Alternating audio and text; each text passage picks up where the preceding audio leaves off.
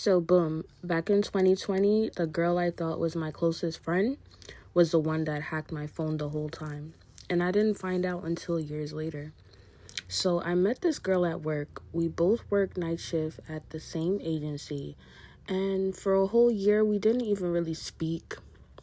We were simply just coworkers. But after that year, we got close. So, Shorty was a personal trainer. So, she started training me for free. And that's how we started to bond. And the more that she would train me, the more I would obviously hang out with her. And then we started to have those things in common. We started hanging out all the time, mostly at the gym. And it was Blink at the time. I think Blink is now a Pure Gym or whatever, but it was Blink at the time. And this was during COVID, man. Like, I'm telling you, everything was closed. That's when back in the day, like, the supermarkets were talking about, oh, you got to be 5 feet, social distancing, and all these things. And I noticed that Shorty wanted to go to the supermarket every day. Mind you, I was in school. I was in community college at the time to finish up my associates, and they had to move my school to online. And I graduated with my associates online because of COVID.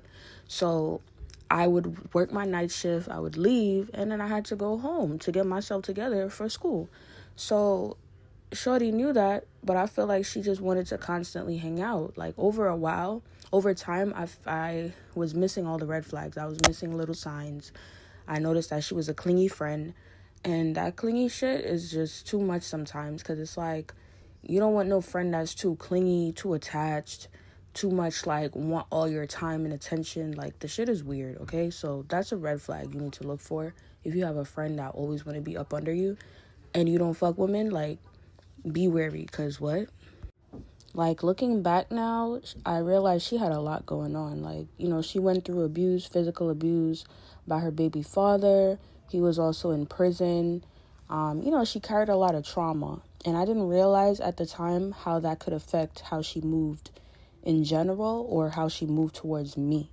I'm just at the time, I was 23, 24. I'm just a young, naive girl, just living my life, have no major responsibilities. I paid rent, had no kids. So I feel like sometimes people hate that for you. People will really hate that for you. And you really just got to look out for shit like that, because sometimes people are battling their own demons and you can't tell, because they're such great actors and actresses, bro.